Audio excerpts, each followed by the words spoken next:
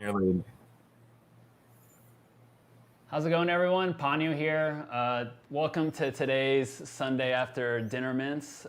Tonight we have a very special guest, Dmitri, and in addition we have our esteemed art block creator, Snowfro, aka Eric. Hey Just want to welcome everybody. you all to this brand new setup that we have. We're going to be recording this, and it'll be live and available for people to watch starting tomorrow. So we'll provide that link and send it out tomorrow, but we'll go ahead and get started. Dmitri, a lot of people have just gone into the art blocks community recently, and Ringers I think is one of the projects that a lot of people have heard about before. So if you don't mind, maybe you kind of start with talking about how you got in generative art and kind of just like the early stages of how you met Snowfro and got into the art block scene. For sure. For those who don't know me, I like to say that automation is my artistic medium, and so when I'm making art, I generate a system. I'm trying to solve this kind of like problem of automation. How do I get something that looks beautiful and interesting, and is generated in less than a fraction of a second in the browser? And you know, uh, I got into generative art. The first instance, I was in university, so I was going to school for computer science, and I was taking a course on AI. And what we were doing is we had to build a player for this game called Philosopher's Football, which is like a variant on Go. For those who don't know, at the time, like Go was the one game that they hadn't really cracked. More recently, AlphaGo was kind of like the Google AI agent just completely destroys even like the masters of Go now, the humans.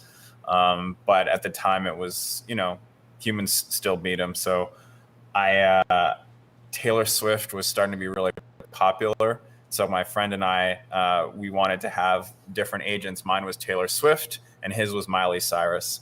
And when we ran these competitions, all of the output would be in logs. They would run a competition like really quickly. All the players would play against each other like way faster than humans can keep track of, but just to see what was going on.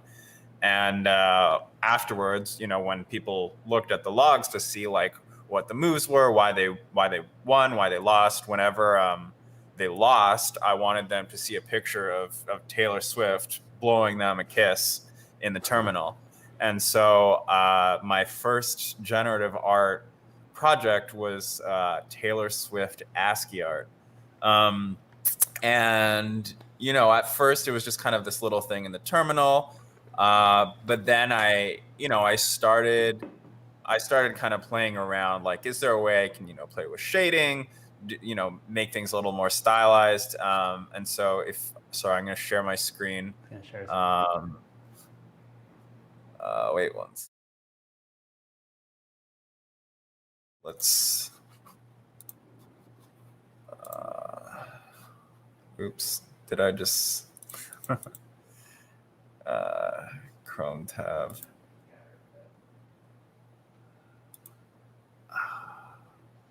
Sorry, getting used to this. No problem.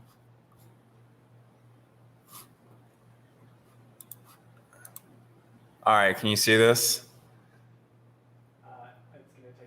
It's going to take a second, but yeah, it's loading up right now.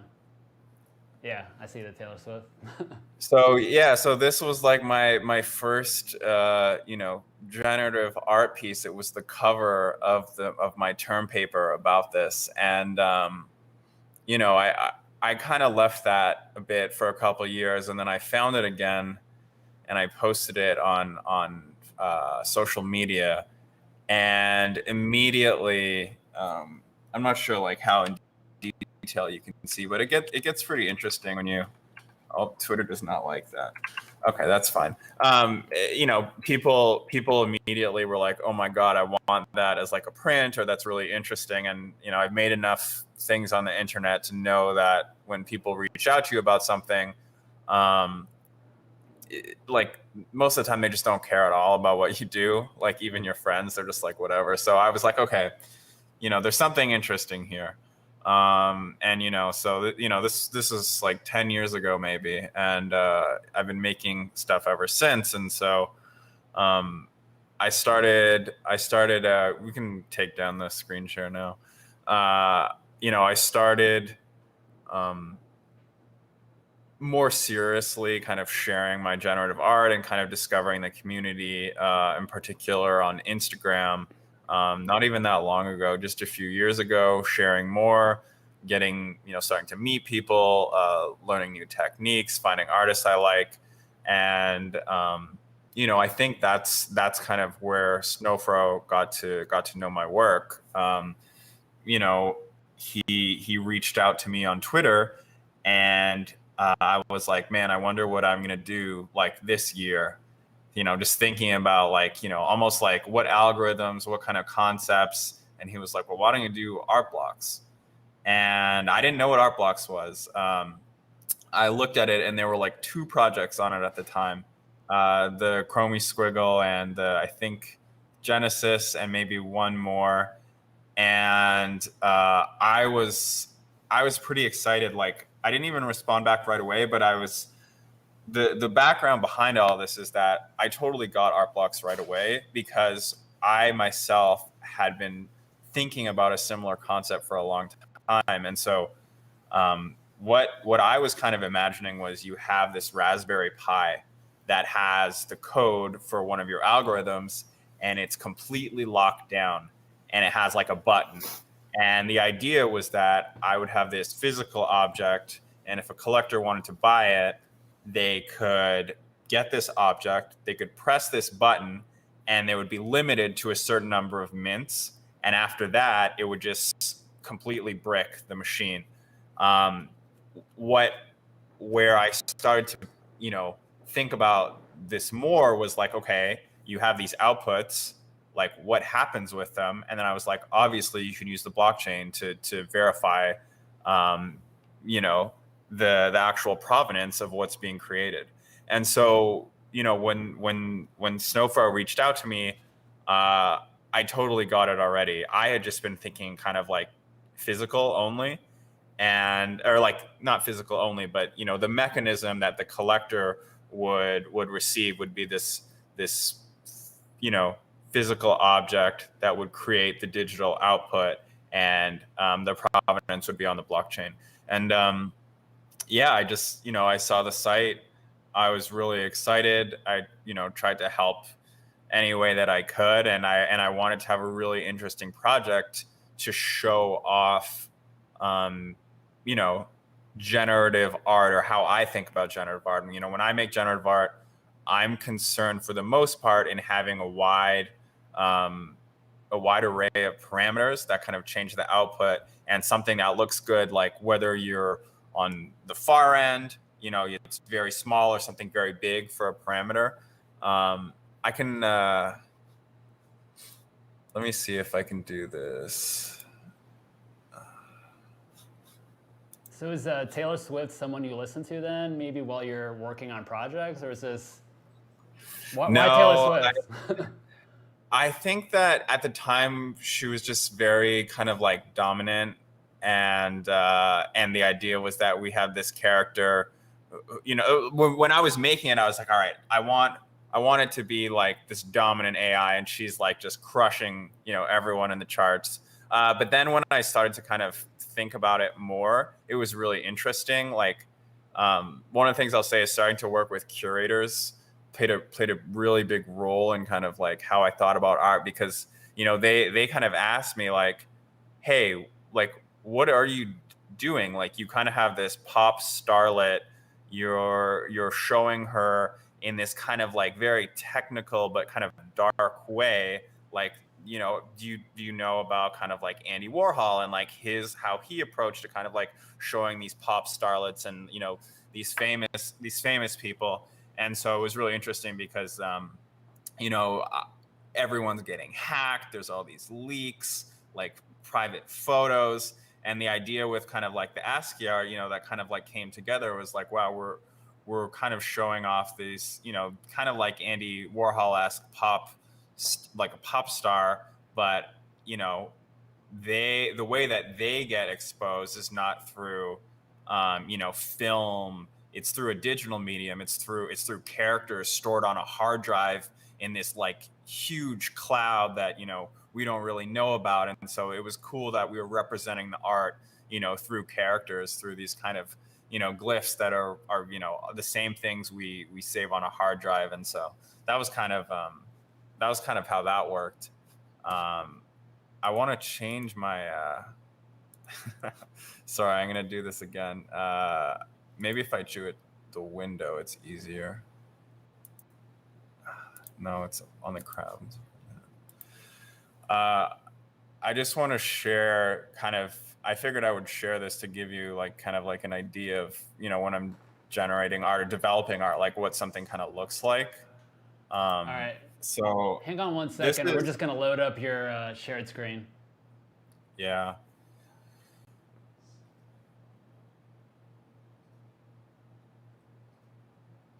Sorry, I'll let you know when it's up and running. Yeah, so yeah, it's all good. But I feel like what you see on art blocks is the end result, this algorithm that you just press a button, you get the hash, and then you get the output. But when I'm actually developing something, it's up now, by the way. Okay, cool. And so this what I want to show you is this is something that's based. It's similar concept to ringers, but you can see kind of like when I'm developing it, what it kind of looks like. And so I have all these parameters that I can play with, and I can refresh it, and you get a different output each time. And for example, what I have here is a grid, and I can change the chance that a peg would be sampled. And as I go more and more, you can see, how it kind of looks different. Some are very simple. You can get a little messier. For example, another thing is this idea of spacer width, which is like the width between these rings being wrapped around the pegs. I can add, more rings, so you can see kind of what it looks like there. Make the circles much smaller. Sorry, there we go. And so this is interesting. You can see some of the elements from ringers in here. However, this would not be a great fit, in my opinion, for an art blocks project, because there isn't that much diversity in the output, and you want to make sure that for every single output you get, there's something kind of interesting. And so, this is kind of, for the most part, how I develop these algorithms, and I'll kind of pick, as a human curator, some of the outputs that I like and save those. But when you're working on like an art blocks project, you have to think in this much more of a systems thinking approach. And it's why I think, like, with the really interesting ones, each one feels really unique, and there's kind of this kind of distribution of outputs. It's not just kind of something that looks the same over and over. And that's, to me, what's really amazing about art blocks. And also kind of, I just wanted to show you this because I felt that maybe it could help give you like a little insight into kind of like the parameters that I use, the randomness, that kind of that goes into this, because each time I do it, it's different. And I can just see, I'm not making one design, and then if I want to change something, it's like I have to change everything. I can literally just toggle this. I can see what, the whole world of outputs looks like really easily. I have a question for you, man. Did you create these do you create these sliders with the idea of what they're going to do and then start tinkering with the randomness in the art? Or do you kind of, tinker with the randomness of the art and like, oh, I like that, and so then you create the slider for it? or did you just at the very end, just to demonstrate for us today, create a bunch of sliders to make it, So easy to show?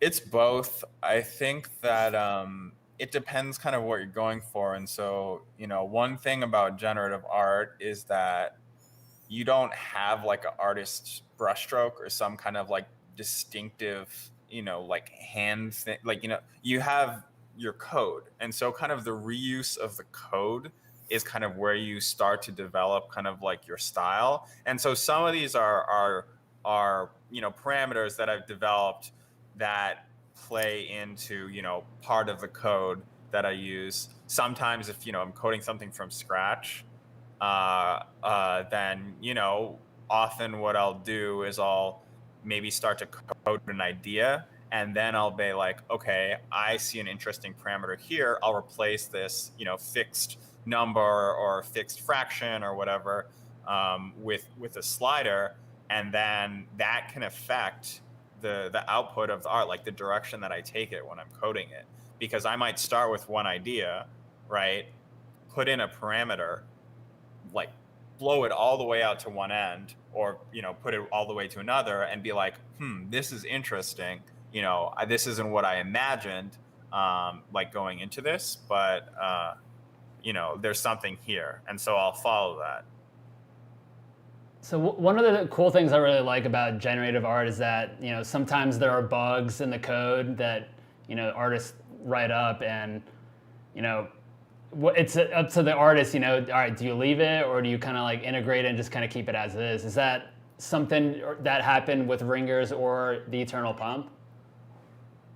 Oh, I mean, definitely with Ringers. One of the kind of interesting things, and this is like the idea of being balanced or off center. So how Ringers works is you have a bunch of pegs.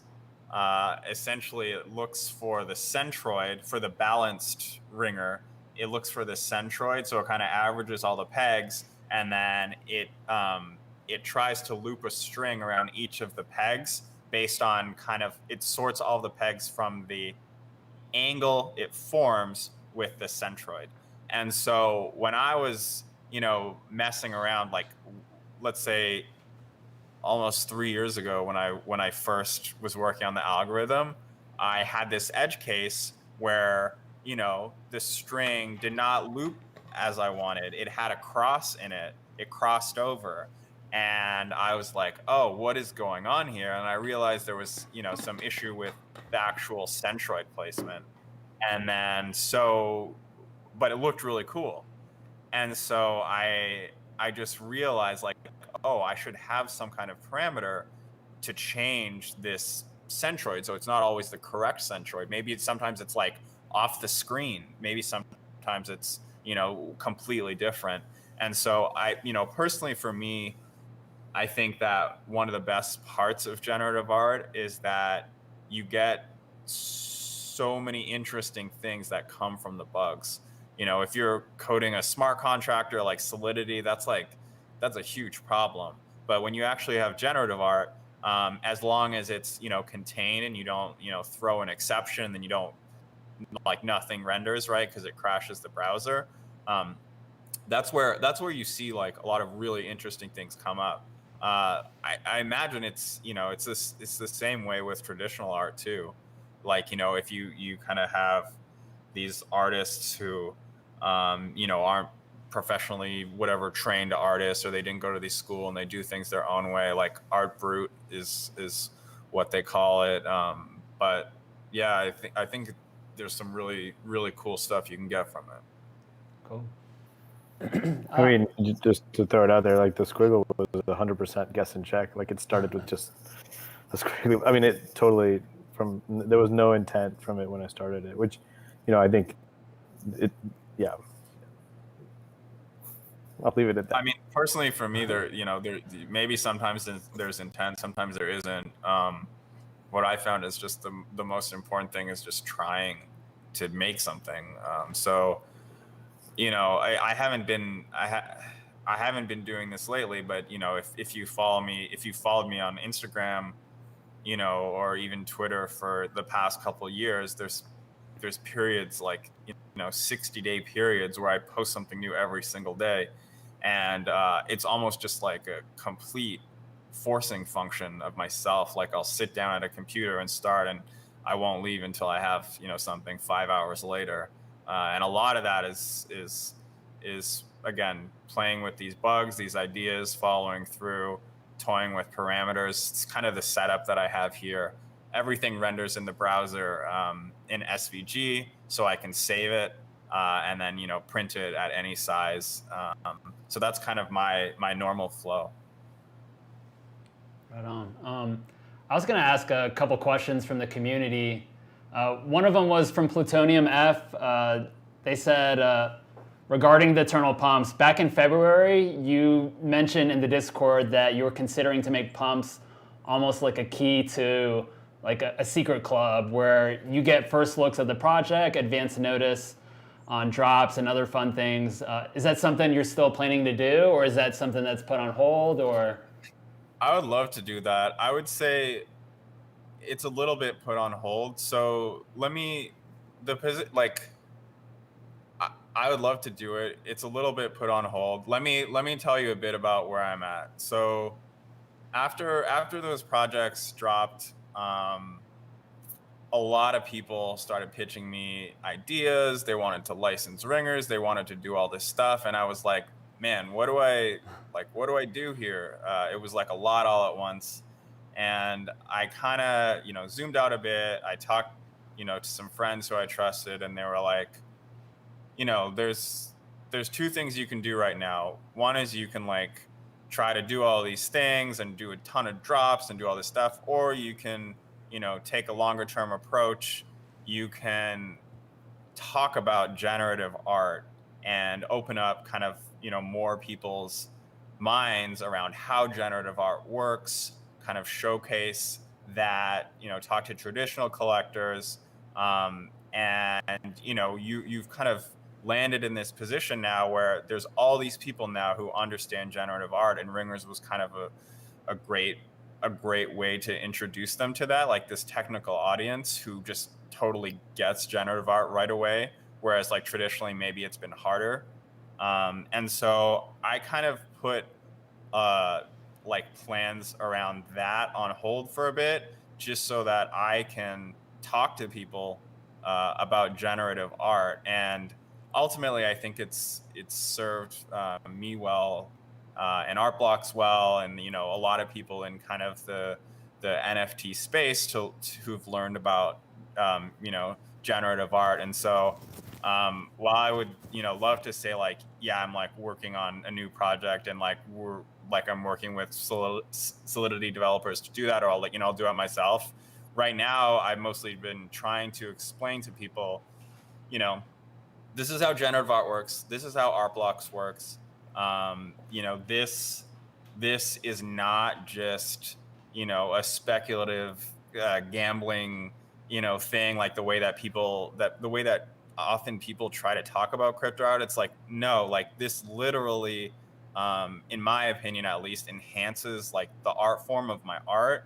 I think that Snowfro really nailed the mechanic, and it I was totally in line. Like again, like I was, as soon as I saw Art Blocks, I was like, yes, this is what I want. I don't want to go to a screen where I can where someone is toggling my algorithm and they're kind of playing with the parameters like in the same way that I was showing you.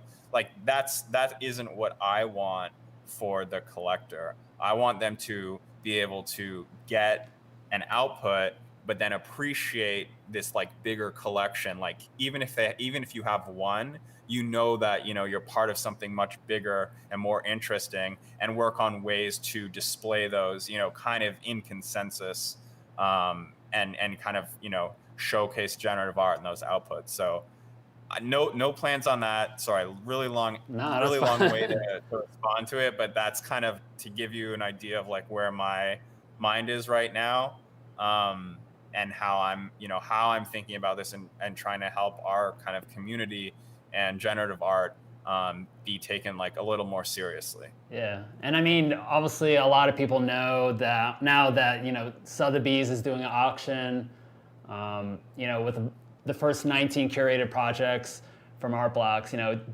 you have any? What are your thoughts on obviously generative art reaching a big auction house? And I would love Snowfro to also like chime in. Like, what are his thoughts? And how big is this for generative art in general? I mean, I'll go first. I'll give like a bit of like a general thing because I'll let Snowfro talk about Art Blocks itself. But I think that a long time the art world has tried to get technologically savvy folks interested in art, and it's been really tough. I think that generative art using the blockchain has kind of piqued a lot of interest. And so I think that, for the first time now, it's not just like I've always sold my pieces, right? I've sold pieces to technology executives, like outputs as prints. But the scale that we've seen now and kind of the understanding and appreciation of generative art has exploded. I've never had the opportunity to explain to so many people, how Ringers works or the algorithm, or had so many people who are kind of interested in, oh, how does this tie into the blockchain? And so I think that that market has kind of solidified, like, yeah, there's a lot of people interested in this. And so I actually think that Sotheby's did a relatively good job at trying to highlight like a variety of different sources and kind of, I don't know what you'd call it, but there's just all over the internet, all over the weird internet, all these different things, all these different people, all these different kind of styles in like digital or net art, 3D rendering, GAN artwork, generative art, and I think that it's really cool to see these kind of. I mean, there's always been artists who have done this, and they've done well, but to see this at this kind of new stage of Sotheby's or Christie's, and that's really exciting to me.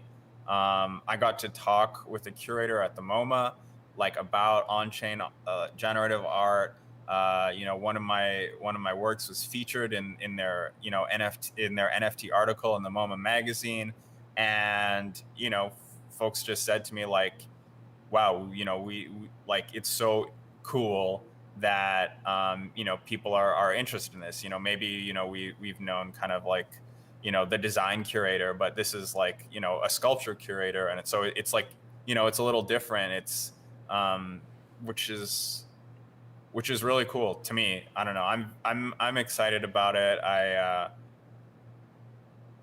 I just hope more people learn about generative art through it, and I think that Art Blocks is a really cool platform. I think it still takes a little bit of explanation for not technically savvy folks, but I never, if you told me whatever 5 months ago that one of my pieces would be in Sotheby's, I don't know what I would have said. I mean, well, I mean, from my perspective, I think I'm still kind of a little bit in shock. I know at least one individual has reached out to me in Discord and be like, oh, I know about Art Blocks because I read the Sotheby's announcement. And to me, that's huge, right? I mean, it is going to introduce not just Art Blocks, but like generative art is going to maybe get a little bit of a spotlight. I bet you it's not the first time generative art has been in a Sotheby's auction, maybe just the first time that someone's recognized it as such, or I don't know. I mean, I guess CryptoPunks are generative, but in this form, in this way, I think this is kind of the first time that we're seeing this kind of art on this kind of stage, and I'm proud to bring it to the table, and I'm really proud that one of my pieces is in it, and I'm really proud for all of the artists that have a piece in it. I mean, it's completely absurd to me. I agree with Dmitri. Like 5 months ago, I mean, it's just the last thing that would have crossed my mind. Yeah. I do think that it's a little early, in terms of there's an NFT thing happening, and so I think we're getting swept into the NFT thing, and so I like to try to stay humble and think that we're super excited to be there, and also, but not to think, oh my God, we made it, like we're in Sotheby's. No, like I think, we're creating something new, and I think we're creating something innovative, and we've got some really beautiful pieces, but we're also part of this NFT wave that's kind of bringing this all to the table. And I think, I think everybody should just be really grateful and excited that for the artists that are in there and for the collectors too. I think it hopefully validates a little bit of like collecting on art blocks. There's there's millions of NFTs out there, and somehow we've been able to make the cut, and maybe because it's generative or maybe because it's on chain, but for whatever reason that is, as someone that's been collecting NFTs since 2017, I think it's pretty special. And I think something that's really interesting, there's been a lot of controversy, starting with Dmitri, but Dmitri, you weren't the last one to bring up some questions about like the not necessarily the caliber, but like the fact that, for example, I picked a floor squiggle and maybe like a floor ringer and for the set, and I think I've been able to communicate it, but like in case people are listening in on this like for the first time, I sat down and thought really hard. Like my art blocks collection is ridiculous. Like I'm so proud of it. It's something that I hope really kind of adds value to people's conviction for art blocks, because I am buying art blocks just like everybody else is, and I've spent an insane amount of money on art blocks, and I've built a collection that I think is just like completely. I mean, I'm just so proud of it. Like I'm proud of it. Like I'm proud of my CryptoPunks collection that I meticulously crafted over 3 months, and my autoglyphs collection. Like I'm proud of it, and we could have maybe raised more money if I would have done a bold squiggle instead of a floor squiggle. But to me, like I really sat down and thought about, if the target isn't the crypto collector, if it is the crypto collector, that's great. Like we would be so happy and flattered for a crypto collector to buy these pieces. I mean, I'll buy them if I have to, like if it doesn't go over $100. But if it's not going to be a crypto collector, and in fact, if it's going to be someone that's not even like that in tune with generative art, that they're going to watch that, dorky video of me talking about generative art and art blocks, and like Jeff kind of as well, and they're going to read that and be like, okay, like this is interesting. That person that's introduced to art blocks with that video and with that paragraph does not yet give a shit about the difference between a floor squiggle and a bold and all those other features. And maybe one day someone would be like, oh man, I saw that you got that really cool squiggle in that set. But like that would be my dream, is that the person that buys that doesn't care, that they care more about the technology behind it and like the art, and potentially that it being something historical, and like the way that we're creating art in a way that hasn't really been created with provenance before. And I really don't think that person cares. And I think that person, when they get their set, I mean, it takes hours, y'all. Like if you wanted to like understand all the different nuances of art blocks, like imagine trying to explain to someone on the archetypes, well, this one has a frame and this one doesn't have a frame, and there's only this many that don't have a frame. Like, I think it's important to us because we're in this weird world, but like I feel like for someone to have to learn that 19 times, I felt like it was just a little bit too much. So hopefully that person gets this set, which is that squiggle is my favorite squiggle of all time, right? So I mean, I gave up like a really special one for me, and I think it represents me as a person, and hopefully the platform is like, if that's our logo or whatever. But I think that person would buy that set and maybe start digging into it and be like, oh man, this is cool. And maybe they'll trade one of the the floor squiggle for like a bold squiggle. They'll trade up or whatever. But that would be way cool to me, is that somebody would kind of go through that journey. So yeah, I definitely think we could have put together $1 million art block set. I think if I'm disappointed about one thing, is that we kind of had to figure out a way to draw the line, and it would have made me so happy to kind of include all of the curated pieces. I mean, from a donation perspective, Jeff and I would have been happy to donate through series 1, 2, 3, but there was not really like, when we've actually been under NDA, we haven't really been able to talk about it, but we've known about this for like a couple months now. So like when we first knew about it, series 2 was ending, and so it was like, okay, yeah, we'll do series 2. And I guess if series 3 would have ended by the time that we were asked to present this, we would have included a series 3. It just, maybe it's OCD on my end, I just felt like it was weird to say, oh, it's series 1, series 2, and then like half of series 3.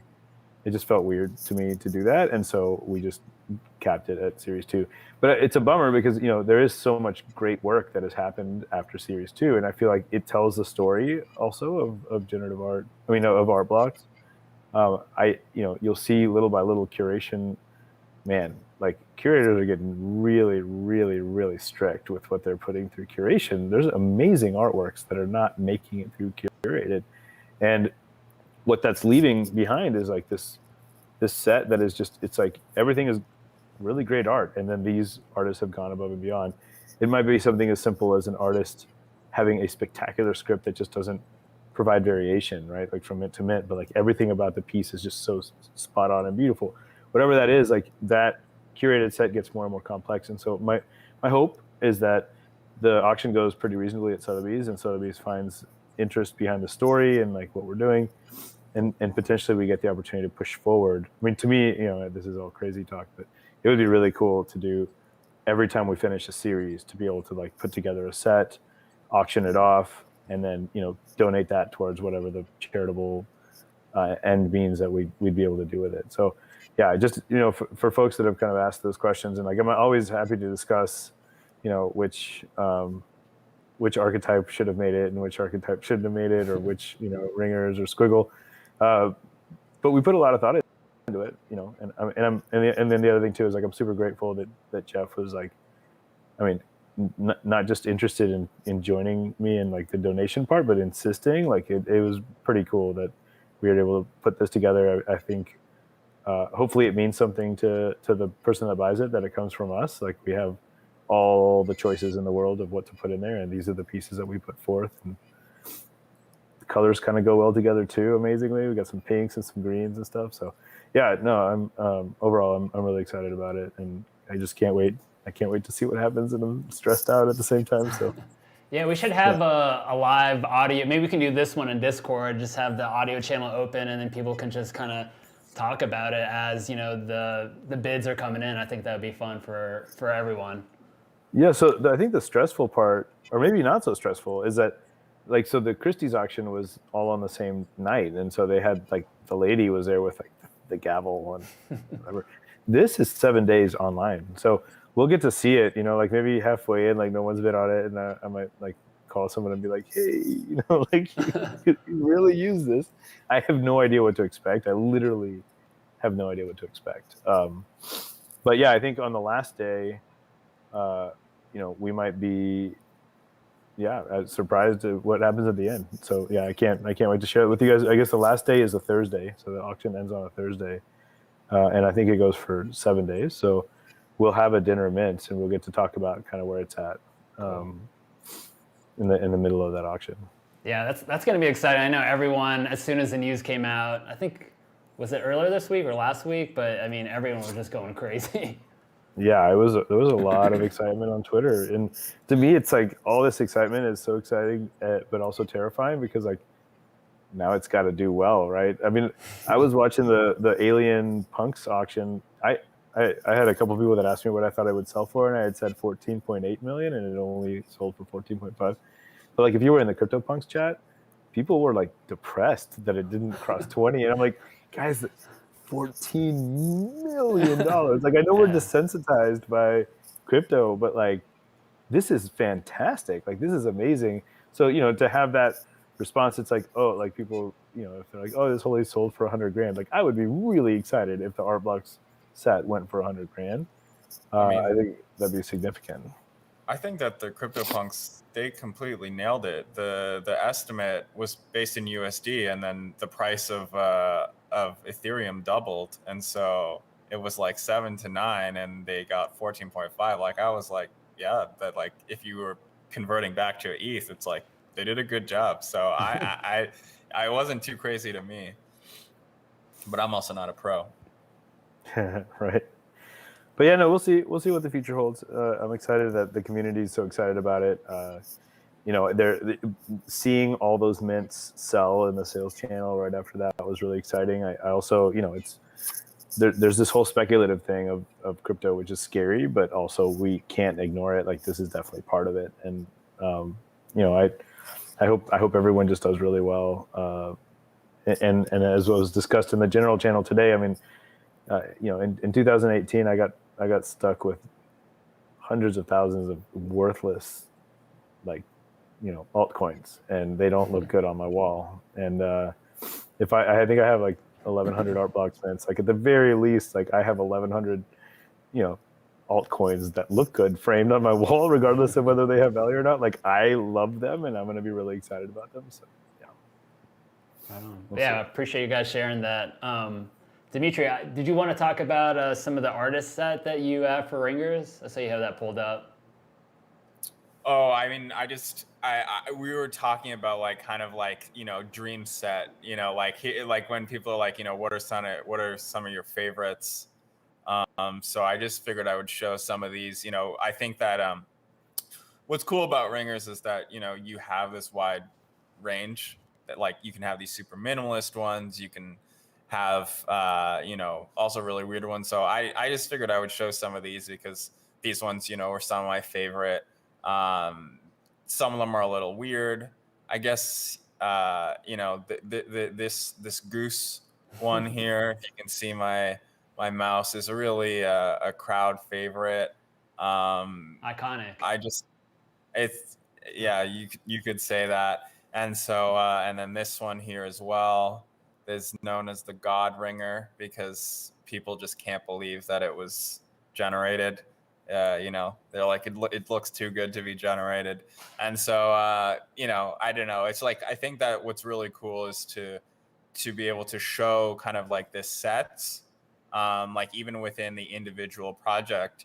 And many people have told me that, me sharing these was kind of why they got interested in Ringers, because they got to see it, all together. And I think that's, one of the really great things about generative art, when you have these outputs that are from the same code, just a different, seed, and the output is just so varied and so interesting. It really highlights kind of this kind of creativity that exists in kind of like pseudo random numbers and kind of like the artist's intention.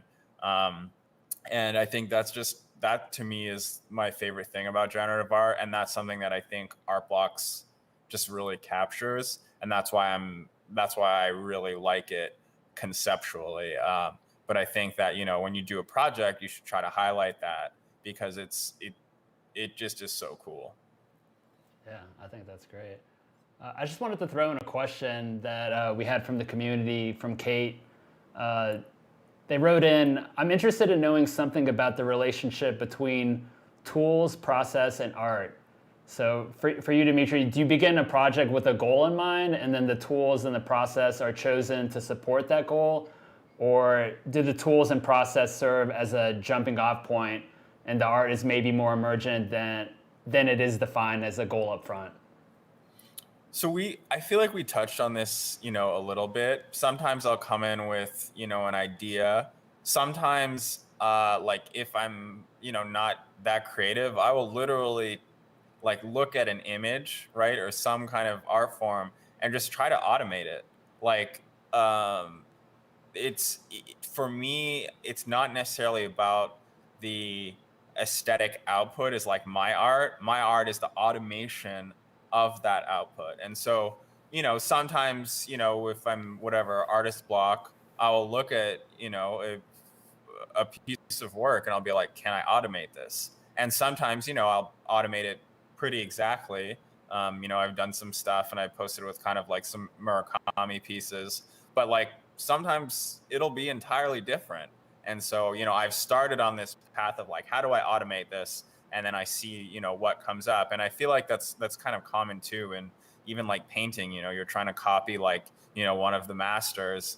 And then you realize like, oh, I have, my own takes, my own kind of feel on this, and you get something different.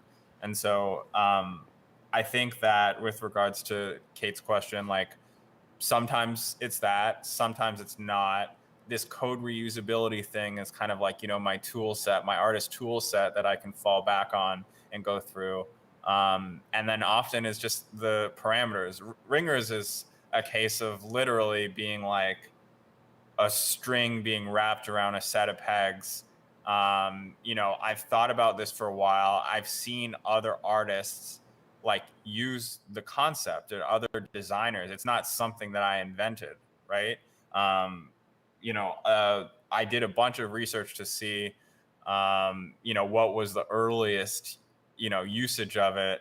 And it was, Armin Hoffman, who was like a designer, and he wrote a whole book about kind of like thinking about like computational design, but he didn't actually program any of it.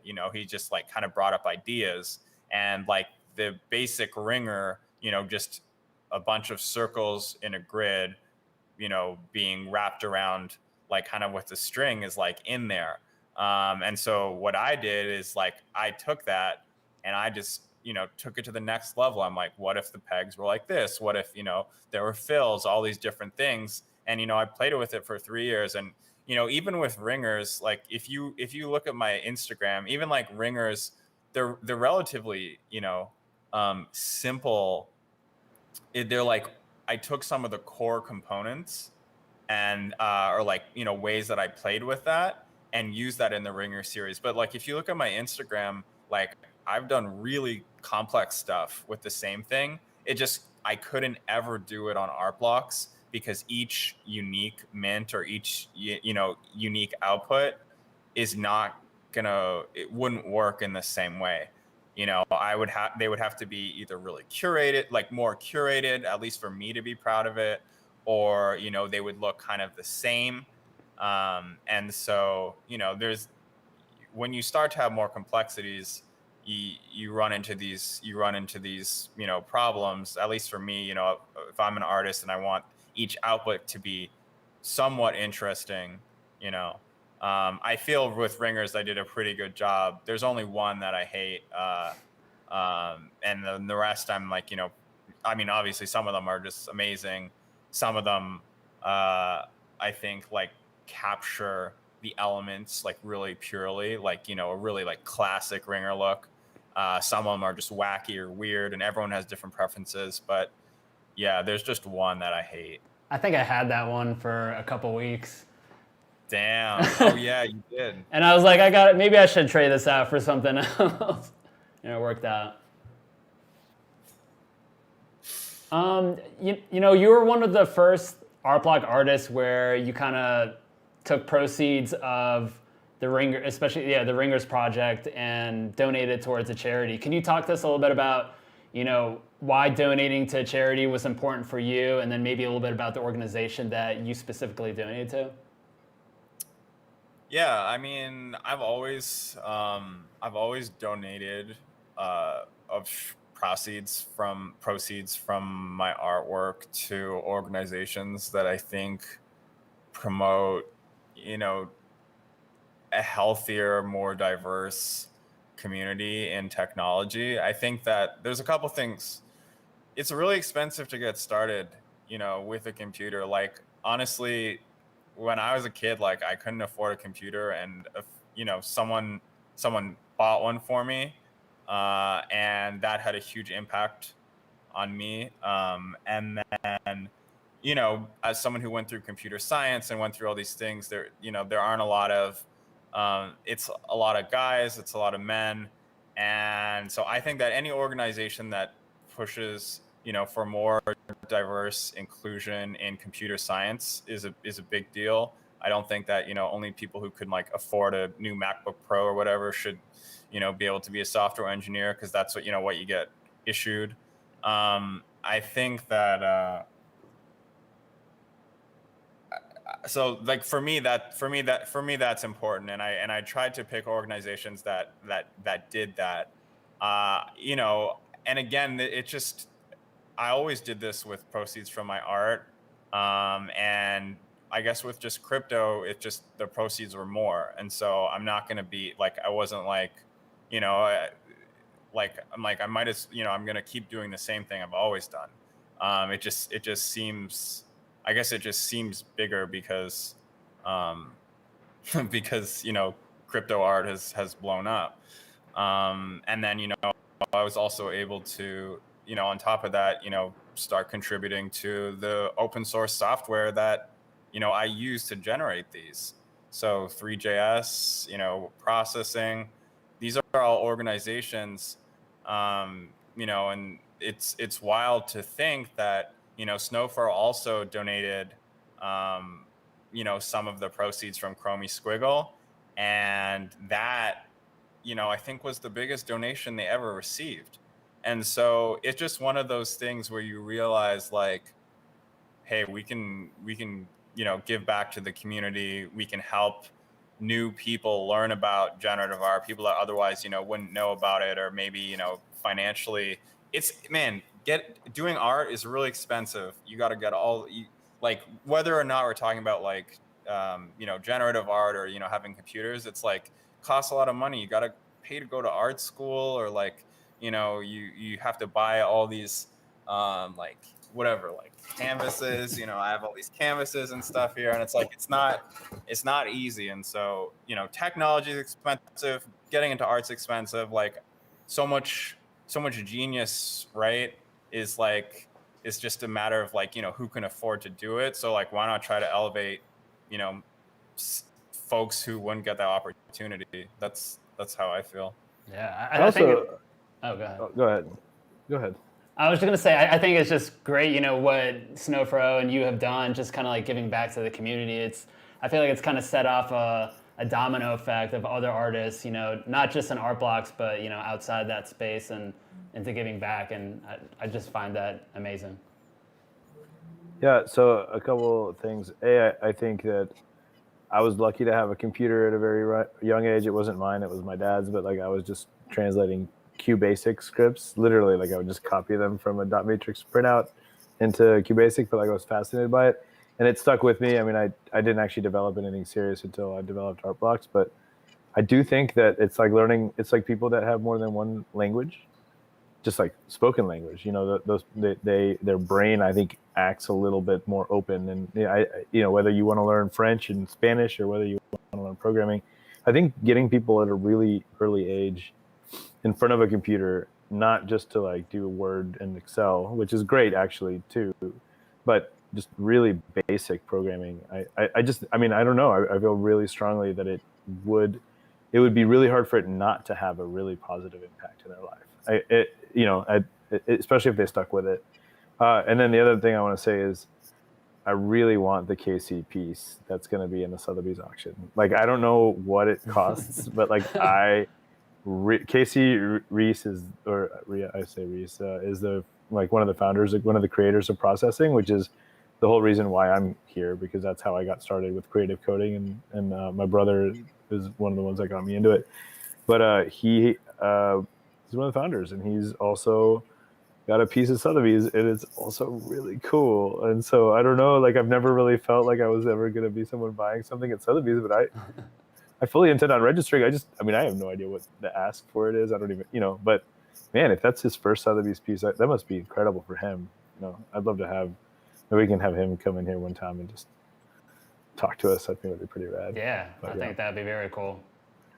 Yeah, and this is something we've talked about too, kind of just like generative artists over the years, and kind of like, the first wave, I started talking about, like, in terms of like waves. The first wave of generative artists, some of them didn't even have a computer. They were just imagining, hey, if a computer made art, what would it look like? Or like, how would this happen? And so, it's kind of like, if you know Solid, it's like you basically have instructions, and then people implement those instructions. So people kind of started with that, and they actually got computers. And then, at the time, they couldn't render complicated things. They were basically doing plotters, and people were just like mad that they were even making art like with computers. They were like, this is like a disgrace. Then the second wave is, again, kind of like, I think when you talk about like Casey Race is a perfect example. They're the people who, we had like computers that could perform these tasks, but we didn't have the tools to make it easier accessible. And so a lot of them were kind of academics in the space, and they were creating these tools to make generative art kind of more accessible. And a lot of that, I think, was kind of like done in universities, and they also created art as well. we're in this third wave now where there's people who are using these tools, again, like it's like standing on the shoulders of giants, right? Like using these tools, using the open source software. We have GitHub, everything's easily available. You can edit the code, change it. You can render things really quickly. Like it used to take forever to render something or processing, something complicated. And now like you can render really quickly in the browser. And so, we're that like kind of third wave of artists who stand on the shoulders of the other two. And, we're internet savvy. We are used to promoting ourselves. We don't have problems being like, buy my thing. Whereas, it's a bit tougher, I think, for some of the older, like some of the other waves, because, it's much more like, they're focusing on the art, or it's like from an academic background. And, for me, what I'm excited about, and we're just touching this kind of crypto, art thing right now. But, the fourth wave, it's like, it's going to be crazy. It's going to be kids who could program from like, whatever, like they're 6 years old and they know this stuff, or like there's all this tutorials on like YouTube or things like that. When I started programming, like, I had to kind of like figure things out in like ASP, and like I couldn't just Google stuff. Like there was barely anything. It was like brutal. Like I just remember setting up, MySQL or something, and it took me like 2 days. Now it's like you can use Homebrew, you can use NPM, you can do all these things and pull it in. And so like the fourth wave for generative artists, it's going to be like crazy. It's going to be people who like got to where we were, in like 1 year, or like they can, they get a GPU and they can run, whatever, like these GAN, like networks, on a super fast computer, like compared to the folks who like kind of, started doing this, or, they have Google Colab. So like, that to me is going to be interesting. And I feel like we're already starting to see that. Like I'm seeing every day now, like generative artists who are like unbelievable. And it just like, oh yeah, I just started doing this like, a couple of years ago. So it's cool. Yeah, and I think people forget that, Art Blocks, I think this week is 6 months old. So it's like Art Blocks, the platform, is still very young, and who knows what the next 6 months will bring. I think we've already, like Art Blocks has already brought on like an incredible amount of artists, and I already know that there's dozens of others on the, curation block, waiting to potentially like get in. So it's, I think everyone is very much looking forward to what the future brings. I mean, that's why, like, for me, why I'm a big fan of Art Blocks, and like why I kind of, pushed it early on, is because I was like, I see a path for my friends who are generative artists to, make a living with their art. And the people that I'm talking about here are not people who are just, making a project and pushing it out really quickly. It's people that I've known for like many years, like online, some of them online, some of them I met, like, or like have taught me. So like Matt Delorier, right? Who made Subscapes. Like I learned Three.js from like going to a course he gave in Toronto. So like, it's like that, like, and that like Eternal Pump is made in Three.js. So it's like, I feel like these people have, done a lot for me, for the community, for, made so much open source software. And so I was just like, hey, like, I think that y'all should take a look at this, because it's going to be a big thing. Yeah, I completely agree 100%. Now we have a moment. We've hit about an hour mark right now. I wanted to just, if Cosine X, actually I'll post it in the Discord right now, if they can deploy the giveaway bot for the Chromie Squiggle. And I know Snowfro will go ahead and share their screen in just a moment. Woohoo! It's shared, by the way. I accidentally closed it, but it's there now. I don't know if y'all can see it. Yeah, he's just setting it up right now. And looks like and there is a 15-second delay between when we're talking and it being produced on the live stream. So okay, it looks like the bot is already up. So make sure you click on the ta-da. If you want to click on the beer, that's cool too. Ta-da. Maybe you can get a 6-pack from Snowfro at some point. Man, I can't wait till I have beers in person with people. Yeah. I actually got to meet OX Houston last Friday. It was just crazy to see like a human in the space. It's pretty wild. That's awesome.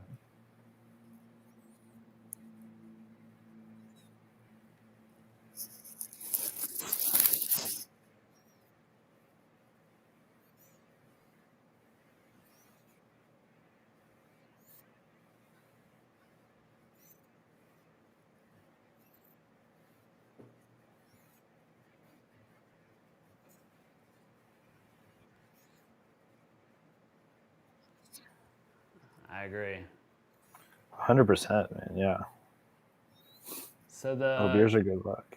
The giveaway bot will be open for about another minute and 45 seconds. Yeah, I don't know if Dmitri, if you have any upcoming. I know you said you're obviously really trying to promote and push generative art and artists, to get that in the more traditional world. Are there any other projects you're working on, or I know that a couple months ago you said that you wanted to have like an in-person like gallery or something set up for ringers or eternal pumps. Is that something you still plan to do once, as like COVID is kind of winding down for the most part? Yeah, so I am 100%. I will put on some kind of physical thing in New York City. Like, what I realize is like, I don't even need to get a real I don't like a gallery doesn't host it. I will rent out a space and do it because I think it will be awesome, and I think that it'll be really cool, and I'll work with a curator, and I'll try to make it happen. So cool. Oh, I just got pinged.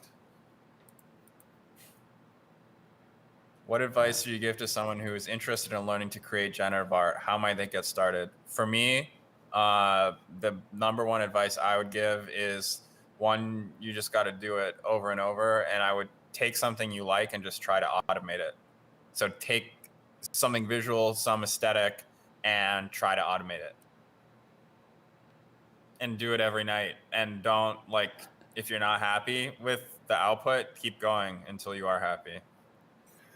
I also think, literally just p5js.org, even if you've never coded anything in your life, it doesn't hurt to know a little bit. And, to build art blocks, I actually got a subscription to Codecademy and learned JavaScript and Node and all that stuff. And now I go back to p5js and it's such a breeze. So maybe learning JavaScript would be significant. Yeah, sorry, I skipped ahead.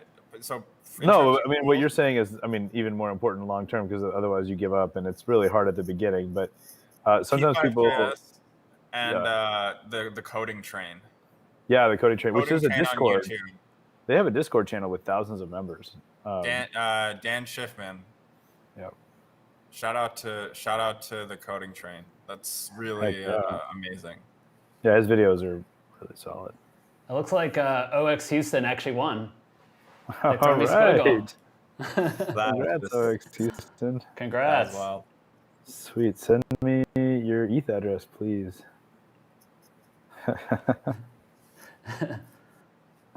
That's awesome. All right. Yeah. Unless oxhouston.eth is your ETH address.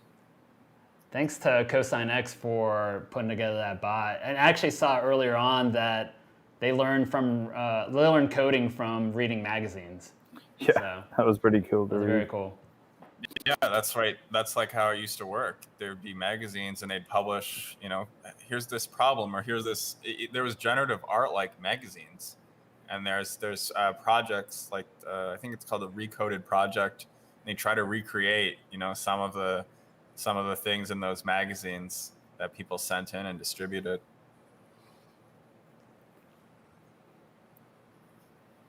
All right. I definitely learned a lot by copying stuff into my graphing calculator, and I was bored out of my mind in school.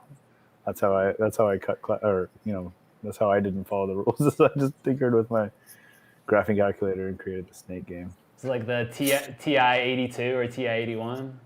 TI-80, maybe 83. Or 83, I don't know. Yeah, one of those for sure. Yeah, I spent a lot of time on that stuff. I also really enjoyed just kind of how limiting it was, but like all the crazy stuff you could do with it. Can y'all see my screen? We're gonna switch over right now. Yeah, it should be sharing right now. Okay. All right, let's see here. Man, I'm gonna really speed stuff up with a 50 gas. Yeah, it's nice that gas is very cheap. I was telling people how, because I mean, it's unbelievable where we are in crypto just because it's gone up so much. But like, squiggles were like $30 if you didn't count gas. $35 when Art Blocks launched, and like to think that you could get a Art Blocks piece or any NFT, forget just squiggles, and for 35 plus gas was like 8 to 10. Like I would get frustrated when gas was like over 0.005 ETH. It's crazy to think that, you know, not what they're worth today, because I'm just saying, like, you know, even if you were buying it right now, like it's over $100. It's crazy. Oh, that's beautiful. That is a nice one. Yay. Yeah, ringers too, man. I remember being like, oh my God, these ringers are like, Wow. that's crazy.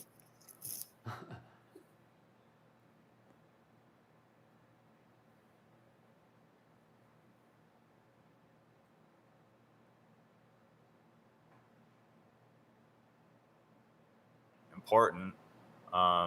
You know, didn't really hold up in time, I guess, but you know, people learned about generative through their project. The other thing, yeah, I guess I want to say, I feel like I got it the first time I got Ethereum, it was like $25 in 2017. Wow. And why I knew about that, here, let's tie this all back. So in 2015, I did an art show consisting entirely of the Taylor Swift ASCII art. And we put it on in San Francisco, and we were like, wouldn't it be cute if we accepted Bitcoin? You know, because we're in San Francisco, it's like techie, we have like this art. Wouldn't it be cute if we accepted Bitcoin? And so we set up like a Coinbase account, and believe it or not, one of the founders of Coinbase bought one of the pieces. So it was like a print. And at the time, it was the equivalent of about eight Bitcoin. And so, wow. You know, I sold a piece for 8 Bitcoin, Taylor Swift ASCII art. And it turns out that, you know, that was, you know, my biggest sale ever by far. So that's kind of how I, you know, learned more about kind of like, you know, cryptocurrency. You know, we thought that like it would be appropriate in San Francisco to accept it at the time. And that was kind of like one of the ways that, you know, or why I really got into it and thought about it. Very cool. That's awesome. Man, the squiggle looked like it could have been a full spectrum, but it's not. But it looks like it's that green spectrum is so long. It's crazy that it's kind of. It's pretty well. I guess it's about 45 off then. 45 off, but like in the green. So I mean, visually, it's a you know, full spectrum as far as I'm concerned. That's a nice. Congrats, man. Yeah, I love it. Yeah, congrats, I really there's some that I would love to collect all these ones that are just perfect form. You know, I feel like these have perfect form. If I could change anything, it'd be going back and just like setting rules to ensure cleaner form. But hey, live and learn. Is there a specific squiggle you think is like kind of on the cusp of being minted soon? Since now, you know, you've seen the last couple dozen slowly come in. We haven't seen a full spectrum or a perfect spectrum in a really long time. Obviously, we haven't seen a lot of hypers. We see the hyper bold and the hyper fuzzy came in the post squiggle sale, but I haven't seen a lot of you know. And I plan on doing a mint for all of our investors, so there'll probably be like a good chunk of them being minted at one time. So I'm kind of terrified but excited that there's going to be something good in that run. But yeah, no, it's crazy that we're even having this conversation. Yeah. Well, we're about 70 minutes in. You know, to kind of wrap things up, I don't know, Dmitri, if you had anything else that you wanted to kind of add, as we wind down this session. Yeah, I mean, you and I were talking before, but just about the piece, the generative art piece that the artist Ixchels Yeah, Dreaming of did Dust. with Tor, and just like how I don't know, just for generative art, right? Like I think that was probably the largest sale ever of a generative art piece, and she's what I think like the most largest sale for a woman in NFT. 500 each. I think potentially the largest sale for a Panamanian art from like an artist from Panama ever. Wow. Which is just like mind blowing. So I don't know. Yeah, Ixchels is really awesome. You should check out their work. Lucky to call them a friend, and I have their first NFT too. Nice, that's awesome. Nice, man. Yeah, huge congrats too from here, from Art Blocks, and amazing to see it. I think. I hope they do Art Blocks. Yeah, that'd be huge. Yeah, let's make it happen.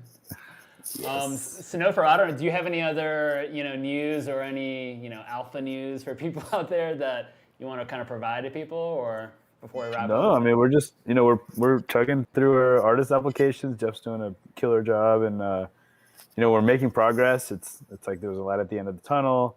I'm having conversations with some insane people in this world for insane opportunities for Art Blocks. Obviously, I can't describe any of them, but there's some really cool stuff happening. And I mean, at least now I got Sotheby's off my chest, just because like that was something we've been talking about for a long time.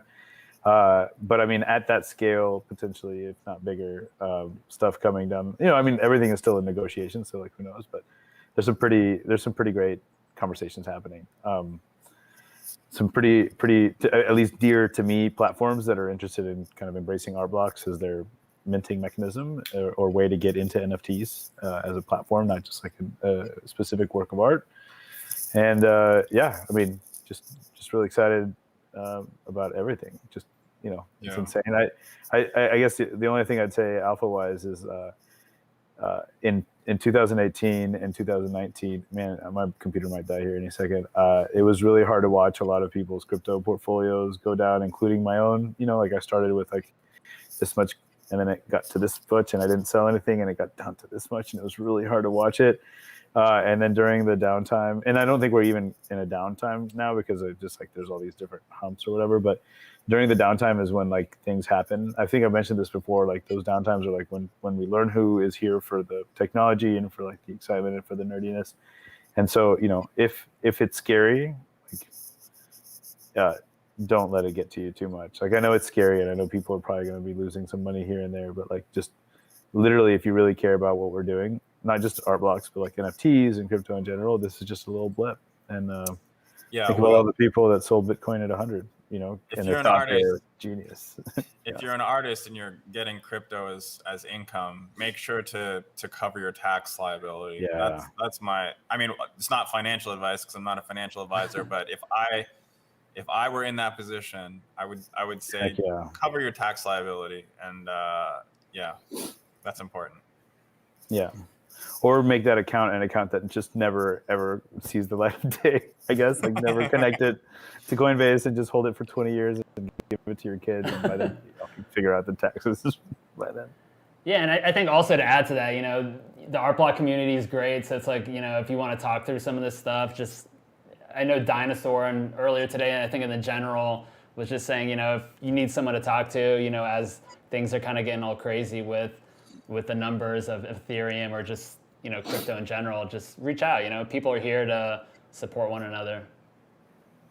For sure, we really have, I think, a pretty special community, just in general, and not just about Art Blocks. There's just, it's a beautiful place, and there's some really beautiful people. So don't feel weird. Just talk and let it out. We're here for you. Definitely.